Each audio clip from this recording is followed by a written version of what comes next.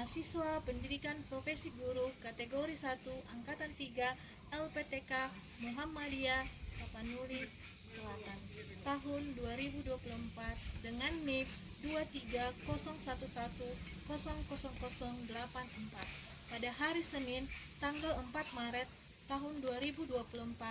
Saya akan melaksanakan praktik pembelajaran uji kinerja pada kelas 12 IS 3 dengan modal pembelajaran problem based learning pada materi bioteknologi, yaitu manfaat dan dampak bioteknologi pada kehidupan manusia. Saksikanlah video praktik pembelajaran uji kinerja saya. Terima kasih.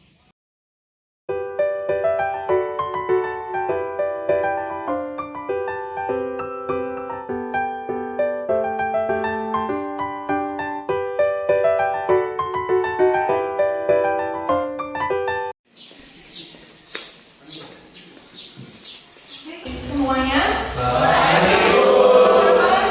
12 IS 3. Bagaimana hari ini sudah selesai, sudah siap untuk memulai pembelajaran? Sudah. Oke, sebelum kita mulai pembelajaran, Ibu panggil ketua kelas.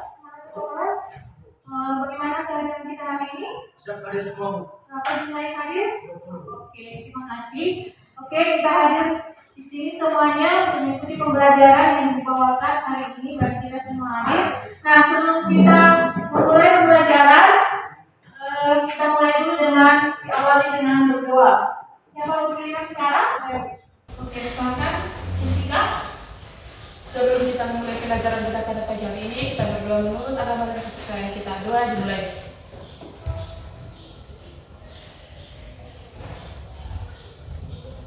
Amin. Doa selesai. Oke, terima kasih Jessica. Silakan duduk. Oke, sebelum Ibu memulai pembelajaran kita hari ini, karena ini adalah pertemuan kita yang ketiga, ya, pertemuan yang ketiga, berarti kita ini nanti membahas tentang kelanjutan materi yang sebelumnya, ya. Dua pertemuan sebelumnya, Ibu sudah memberikan materi kita mengenai bioteknologi, ya, bioteknologi. Sebelum Ibu melanjutkan materi yang sebelumnya, Ibu mau menyampaikan awal pembelajaran kita. Sebelum Ibu lanjut ke materi yang selanjutnya, Ibu mau kita mengulang kembali materi pembelajaran pertemuan-pertemuan sebelumnya. Oke, sebelum Ibu memulai, perhatikan dulu modul ajar pembelajaran Ibu. Tujuan Ibu menjelaskan materi hari ini mengenai bioteknologi, kelanjutan dari pertemuan yang sebelumnya. Oke, pertama, kalian nanti Ibu buat dengan model pembelajaran problem based learning. Kalian nanti dilihat dari bagaimana berdiskusi, persentase kelompok, dan mengerjakan lembar kerja LKPD. Tapi sebelumnya kalian harus tahu dulu tujuan pembelajaran kita. Dengan menggunakan PBL, kalian nanti Ibu buat dengan model pembelajaran problem based learning. Kalian nanti dilihat dari PBL ini nanti dengan menggunakan PBL, kalian akan mengetahui tentang apa yang menjadi manfaat, ya, manfaat dan dampak bioteknologi bagi manusia. Yang kedua, kalian nanti menganalisis bagaimana manfaat dan dampak bioteknologi tersebut. Dan yang ketiga nanti, setelah kalian menggunakan model pembelajaran problem based learning melalui materi bioteknologi, kalian mengetahui manfaat, ya, manfaat dan dampak bioteknologi tersebut, serta menciptakan solusi jika ada dampaknya yang merugikan. Oke, ya, semua paham, ya? Tujuan pembelajaran kita. Nah, sebelumnya Ibu kaitkan dulu dengan pertemuan yang sebelumnya. Kita sudah bahas mengenai bioteknologi. Apa sebenarnya bioteknologi itu? Apa sih sebenarnya bioteknologi, yang manfaatnya? Siapa bisa menjawab pertanyaan Ibu atau mengulang kembali materi? Apa yang rupanya manfaat bioteknologi? Silakan. Manfaat bioteknologi. Ibu ada pertanyaan tematik. Apa yang menjadi manfaat bioteknologi? Oke, salah. Teknologi dalam membantu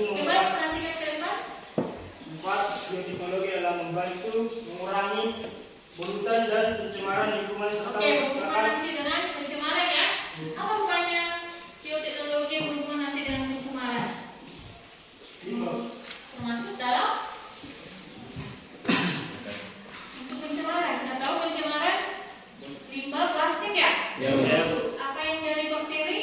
Butuh waktu lama. Oke, selain itu siapa lagi yang bisa? Apa itu tadi manfaat bioteknologi? Apakah pernah atau mendengar atau ada keluarga mengikuti program bayi tabung karena mereka tidak memiliki anak, belum saatnya diberikan Tuhan kepercayaan, butuh ada waktu yang akhirnya ada program bayi tabung. Pernah dengar bayi tabung atau keluarga sendiri pernah? Atau kita tahu pemerintahan kita, bupati kita, anaknya adalah hasil ya bayi keempat. Oke, berarti itu membantu untuk keluarga yang merindukan adanya anak ya. Oke, selanjutnya pernah dengar untuk jaringan? Oke, siapa bisa menjelaskan? Tadi disinggung bioteknologi nanti berhubungan tadi dengan bayi tabung ya. Berarti pernah dengar ya untuk keluarga-keluarga yang merindukan anak. Ada siapa bisa paham tentang bayi tabung? Apakah bayi itu masuk ke dalam tabung? Bagaimana secara sederhana? Coba bisa? Apa bedanya bayi tabung dengan yang lainnya secara perkawinan atau pembuahan yang biasanya? Oke, siapa mau jawab pertanyaan ini? Bayi tabung. Silakan Lima. Pendapat saya perbedaan bayi tabung dan bayi biasa itu biasanya bayi tabung dilakukan dengan cara penyuntikan sel ovum kepada Berarti yang dari sel ovum. milik siapa itu? Itu. Bukan, maksudnya apakah yang produktif atau hasil dari ovumnya yang bagaimana pengenalan proses apa? Mengalami proses sterilisasi. Ada di paham? Biasanya kalau bayi tabung Berarti ini yang bagaimana ya? Produktif ya? ya, betul. Yang fertil, bukan steril ya? Fertil, kalau steril berarti dengan oke, baru atau laki-laki yang fertil. Sel sperma yang diambil. Kemudian berarti dia pembuahannya secara in vitro di luar ya, berarti tidak dalam yang namanya dalam rahim ya. Berarti in vitro, berarti perlu di luar bagian laboratorium. Berarti prosesnya sulit ya, tidak gampang. Itu sederhananya bayi tabung. Oke, kemudian kultur jaringan. Apa sih kultur jaringan ini? Kenapa harus itu merupakan salah satu bioteknologi? Kalau jaringan apa artinya? Kumpulan dari sel. Apa yang dikembangbiakkan? Sel-sel yang bagaimana? Siapa bisa memahami sedikit? Atau sudah membaca? Sudah literasi di rumah? Kultur jaringan apa tadi? Kultur jaringan adalah suatu metode untuk memisahkan atau mengisolasi bagian dari tanaman. Bisa apa itu? Seperti Daunnya, ya akarnya atau batangnya atau daunnya ya? Ya. Oke, kemudian diapakan itu setelah isolasi? Tujuannya apa? Tujuannya dari kultur untuk membiarkan bagian Iya, tanaman. membiarkan. Kenapa bisa harus dibiarkan? Apa salahnya secara vegetatif alamiah atau vegetatif buatan? Coba. Atau secara generatif perkawinan? Kenapa harus dibuat secara mengisolasi, mengembangkan? Oke, berarti sedikit kita sudah membaca ya. Kita akan bahas itu. Nah, sebelumnya setelah Ibu sudah cairkan motivasi kita belajar hari ini semangat. Biar semangat, kita ice breaking dulu. Semua berdiri, silakan berdiri. Biar kita ice breaking. Jangan banyak gerakan yang apa ya? Oke. Kalau itu ada gerakan suara, itu kamera. Kamu juga ada kamera itu nanti asli jadi jelek. Dan beri belakang. Oke, kita mulai speakingnya semua ambil posisi. Smart teacher,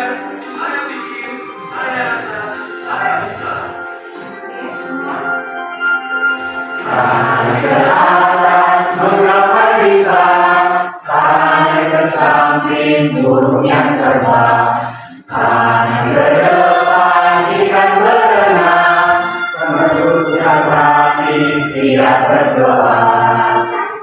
Putar, tangan diputar, gulung-gulung tangan digulung, putar melingkar di pada bunda, kanan, kiri, atas, bawah, siap berdoa. Satu jari kanan, satu jari kiri, pulau menjadi dua, buat jembatan, dua jari kanan, dua jari kiri, pulau menjadi empat, buat kamera cetek. Jari kanan, tiga jari kiri, pulau menjadi enam, buat menara tinggi. Jari kanan, empat jari kiri, pulau menjadi delapan, buat telinga biji. Jari kanan, lima jari kiri, pulau menjadi 10, siap berdoa. Oke, terima kasih. Semuanya.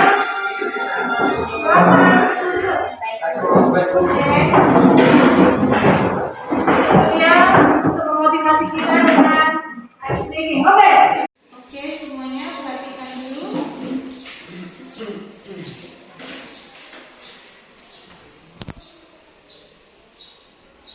Nah, Ibu harus langkah-langkah pembelajaran kita. Sintaknya Ibu tunjukkan pada depan. Nah, sebelum kita masuk ke pembelajaran, kita harus buat dulu pretest ya, mengulang kembali materi kita dengan Ibu menerapkan yang namanya teknologi informatika ya, STIPEK. STIPEK ini nanti Ibu buat dalam bentuk pretest, bentuk quiz online. Oke, semua buka grup WA-nya. Oke, semua sudah di bawah handphonenya? Sudah. Letakkan handphone supaya kita quiz online. Kita cocokkan ya.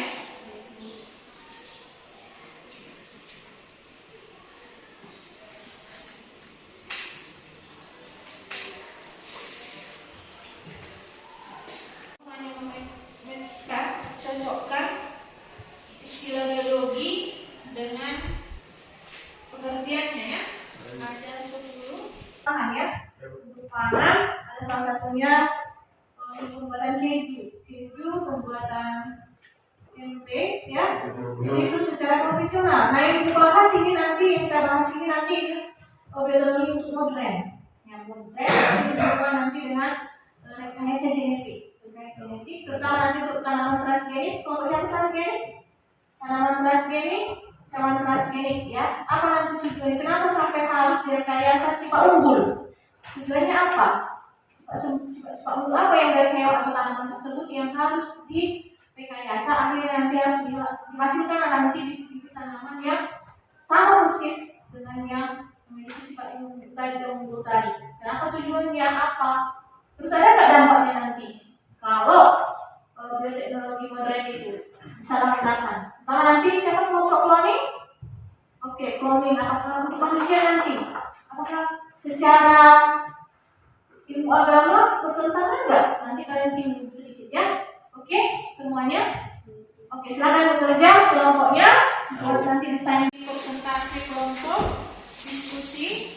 Kalian semuanya mengerjakan LKPD ya, lomba kerja peserta didik. Tulis namanya masing-masing, nanti dikumpul setelah selesai diskusi kelompok. Oke?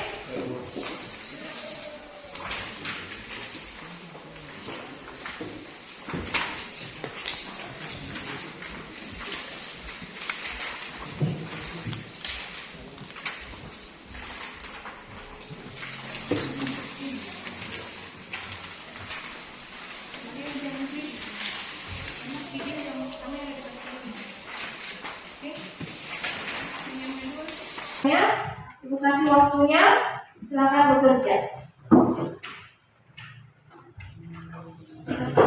menggunakan handphonenya, gadgetnya untuk mempermudah presentasi kelompoknya.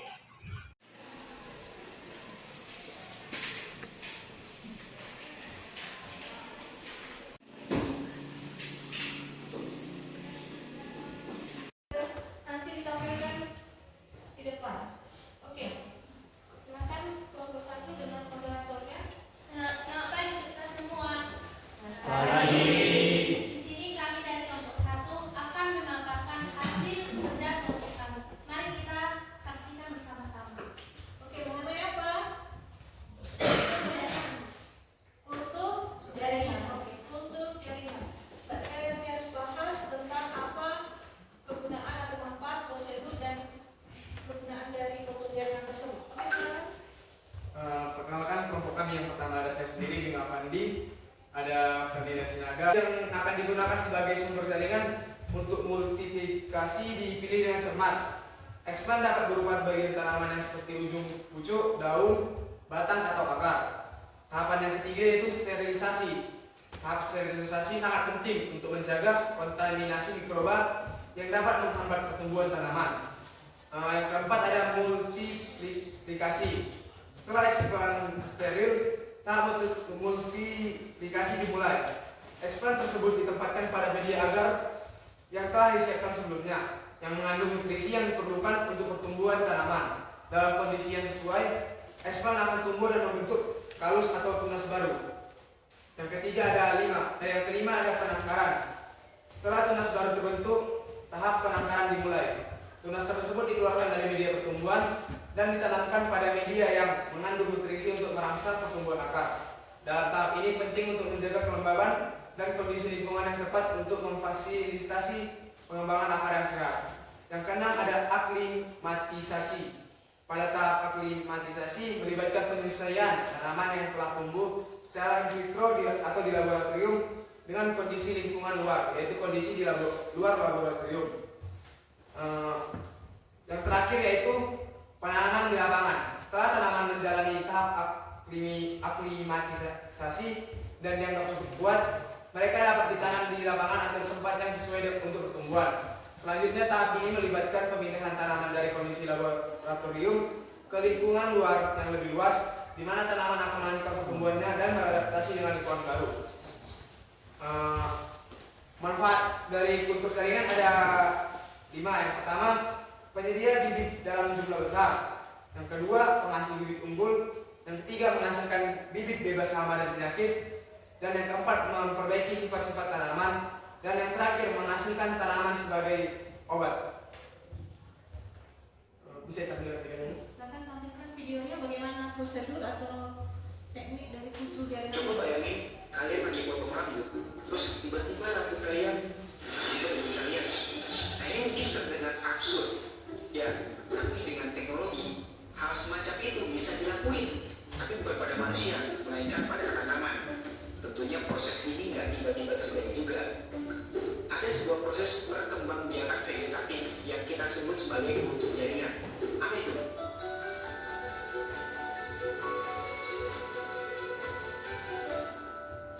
Kultur jaringan yang bisa disebut mikropropagasi adalah bentuk perbanyakan tumbuhan secara vegetatif dengan cara memanipulasi jaringan tumbuh-tumbuhan dalam kondisi aseptik atau bebas kuman.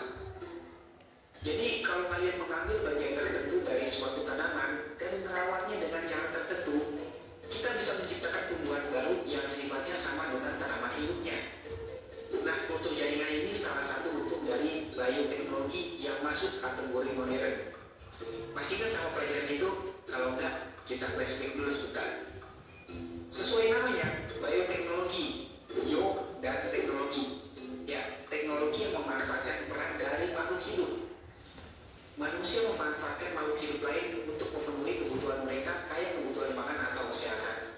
Contoh produk bioteknologi yang paling dekat dengan kita, bahkan mungkin ada di dapur, adalah tempe. Makanan ini dibuat dengan manfaatin jamur. Bioteknologi bisa dibedain jadi 2, bioteknologi konvensional dan juga bioteknologi modern. Oke, yang pertama ada bioteknologi konvensional. Jenis bioteknologi konvensional itu memanfaatkan mikroorganisme atau organisme berukuran kecil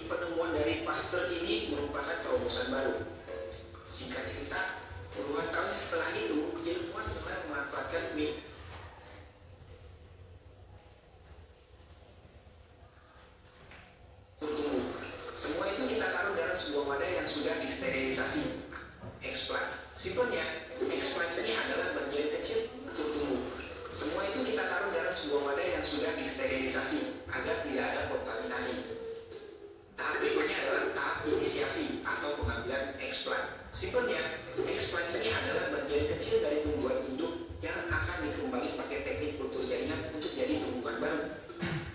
Nah, nggak semua bagian tumbuhan bisa kita ambil untuk dijadiin explant. Beberapa bagian yang bisa kita pakai adalah ujung akar, ujung batang, atau kambium tanaman karena mereka punya sifat totipotensi. Totipotensi adalah kemampuan sel tumbuhan buat berkembang jadi tumbuhan baru yang utuh.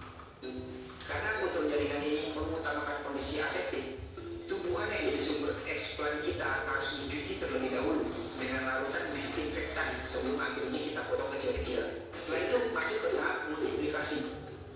Explant yang sudah diambil tadi ditanam ke media yang sudah disiapkan untuk dimasukkan ke inkubator. Nantinya dia akan berkembang menjadi kalus. Simpelnya kalus itu masa sel tumbuhan yang belum terdiferensiasi. Lalu kalus dipindahkan ke medium baru biar bisa terus berkembang menjadi plantet atau tumbuhan kecil yang sudah memiliki akar dan daun. Kalau udah jadi plantet, mereka bakal dipindah ke medium baru lagi sampai mereka siap masuk ke tahap berikutnya. Jadi di tahap multiplikasi ini, cikal bakal tumbuhan ini benar-benar dimanja. Spesial banget deh, Ika. Mungkin sekian video singkat dari kelompok kami. Demikian materi dari kelompok. Perkenalkan, saya Kiga Nugroh dari kelompok 5 ingin bertanya untuk kelompok 1. Mengapa perlu adanya sterilisasi dalam teknik kultur jaringan? Nanti dijawab ya. Teknik cloning-nya.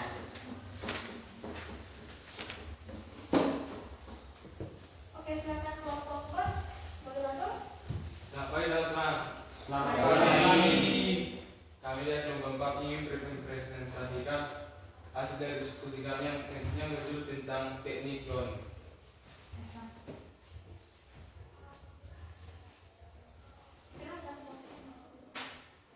Ya, ini foto dari anggota kelompok kami. Pertama ada Joshua, yang kedua ada Jeremia, yang ketiga ada Jessica, dan ada Jubita dan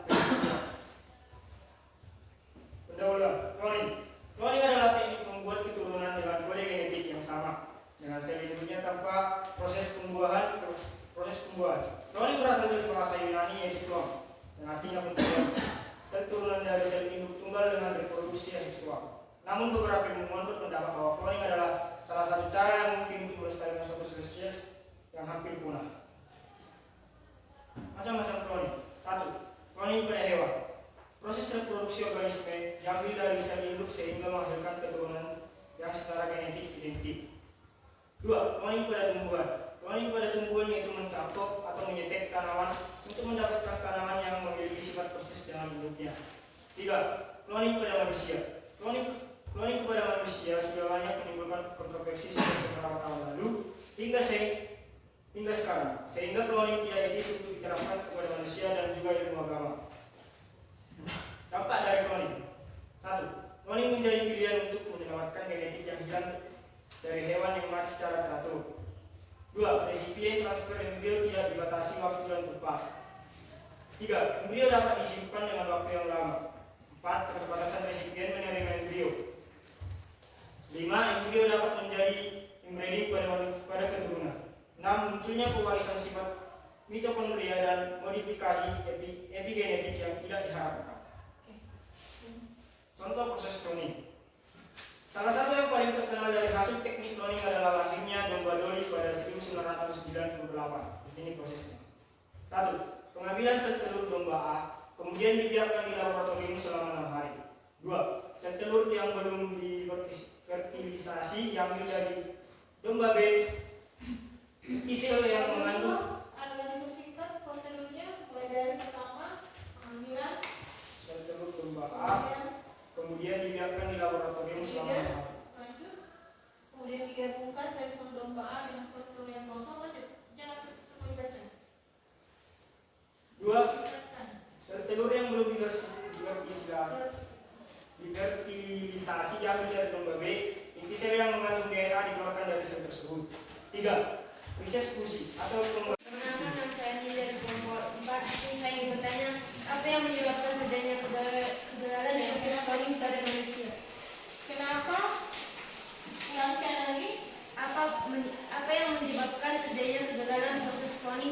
usia. Kenapa tidak sampai dilakukan cloning pada manusia?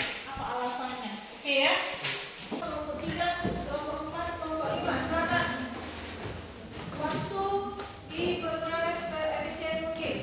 Oke, sekarang yang berdiri yang bertugas menjawab pertanyaan kelompok 1, 2, 3, 4, 5.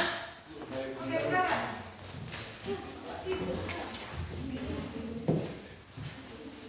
Oke, silakan. Di sini saya akan menjawab pertanyaan dari kelompok 5 yaitu Kiki. Mengapa perlu adanya sterilisasi pada kultur galian? Saya ingin menjawab sterilisasi expand dilakukan untuk menekankan jumlah mikroorganisme yang mungkin terbawa saat pengambilan expand yang dapat menimbulkan kontaminasi hingga menghambat pertumbuhan expand menjadi tanaman utuh. Harus disterilkan, mana tahu terbawa mikroorganisme karena dapat mempengaruhi nanti jaringan yang akan dikurung tadi. Oke, Vicky? Ya, Bu. Oke, lanjut kelompok 2. Saya akan menjawab pertanyaan dari teman saya yaitu Ferdinand dari kelompok 1. Bagaimana tingkat keberhasilan bayi tabung dari 6.090 siklus baru atau baru, akan keberhasilannya mencapai 28% atau 1.701 siklus. Angka ini didapat tanpa memperhitungkan faktor usia, masalah infertilitas, dan prosedur bagi tabung yang digunakan. Oke, nah tingkat keberhasilan dari bayi tabung itu diperhatikan juga dari yang namanya usia. Jadi kalau di orang tua yang melakukan program bayi tabung, kalau dia sudah berumur, peluangnya kecil, ya. Makanya tadi diperhatikan baru tingkat kesuburannya juga ya. Dilihat dari kualitas dari sel telur dan spermanya. Nah, karena program bayi tabung ini sudah hari ini dampak bioteknologi bagi kehidupan itu ada yang dampak positif dan negatif ya. Dampak yang positif salah satunya untuk program bayi tabungnya untuk keluarga-keluarga yang lama belum mendapatkan anak ya. Jadi secara ilmu biologinya, kesehatan medisnya melalui program bayi tabungan. Walaupun persentase peluang itu kurang dari 30%. Karena proses yang rumit, kemudian harus melihat kualitas dari sel telur dan sperma ditambah lagi usia. Dan peluangnya tadi sudah disinggung kurang 30% ya. Oke, kemudian tadi untuk tanaman hewan transgenik dan tanaman transgenik. Ini tujuannya untuk tanaman dan hewan yang memiliki bibit unggul ya. Rekayasa genetik, baru kemudian tahan nanti mereka terhadap hama dan penyakit. Hama untuk tanaman, penyakit untuk ternaknya, hewan-hewan ternak. Kemudian kultur jaringan. Kultur jaringan salah satu nanti untuk mengambil sifat-sifat unggul melalui secara dia tidak seperti produk alamiah atau buatan, tapi ini dia menggunakan kultur diambil bagian tertentu tanaman tersebut, baik ujung akar, ujung batang atau kambiumnya. Itu yang nanti akhirnya dihasilkan lewat tanaman yang memiliki sifat yang sama. Nah, biasanya sifat yang sama itu diambil yang unggulnya semua ya, rasa manis, ukuran buah. Oke ya, paham ya? Dan dampak negatif salah satu yang menolak tentang cloning pada manusia. Karena saat ini belum ada yang menerima cloning pada manusia karena itu melampaui Tuhan ya sebagai pencipta. Oke ya, demikian topik bioteknologi kita hari ini. Banyak yang dari buku pun kita lakukan pretest, post test untuk ada kita post test untuk hasil kita diskusi tadi. Oke semuanya ambil handphonenya. Kemudian kita mulai mengerjakan pretestnya. Ibu kasih waktunya. Oke semua perhatikan di layar.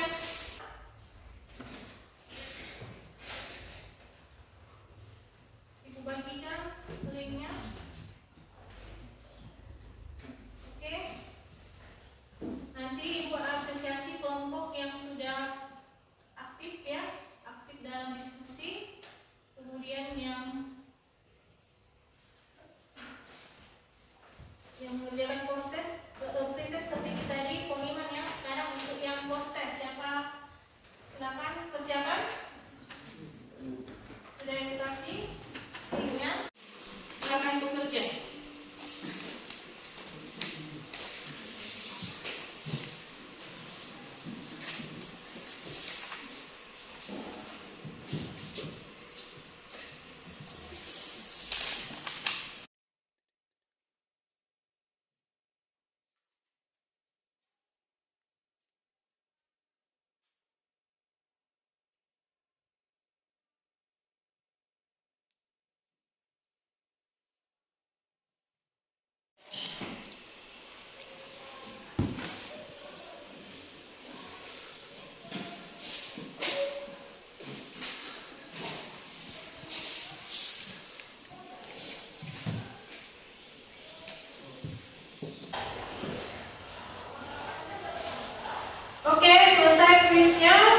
Yang tertinggi tentang poniman, berarti untuk nilai poniman, silakan maju ke depan. Kemudian yang aktif dalam pembelajaran, selama pembelajaran aktif terlibat pertama kelompok ya, tim sendiri atau memimpin sendiri. Oh ya, kelompok satu ya, kelompok satu diwakilkan oleh 5, maju ke depan. Yang tulis dan poster tertinggi poniman, dan satu lagi selama pembelajaran dia antusias dan aktif serta menunjukkan ketertarikan dalam pembelajaran. Oke, silakan ibu panggil kepada Kiki.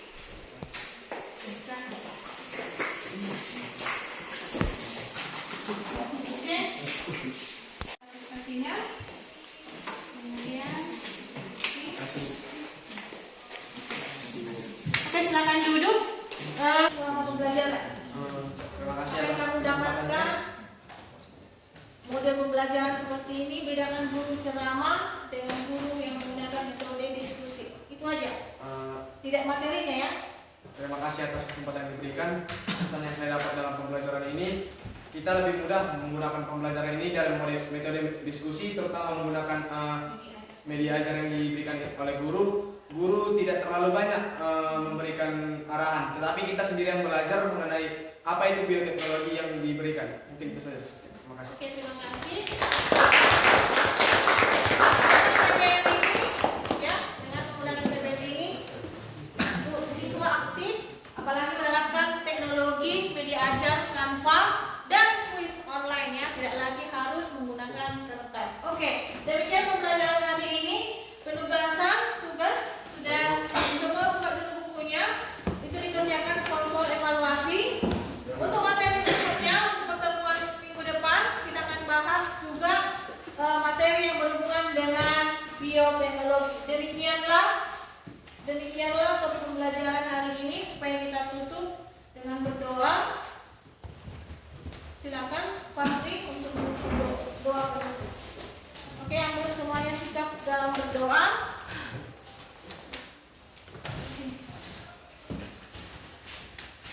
Ambil sikap berdoa. Untuk mengakhiri pembelajaran kita, pada baiknya kita berdoa menurut agama dan kepercayaan kita masing-masing. Berdoa dimulai.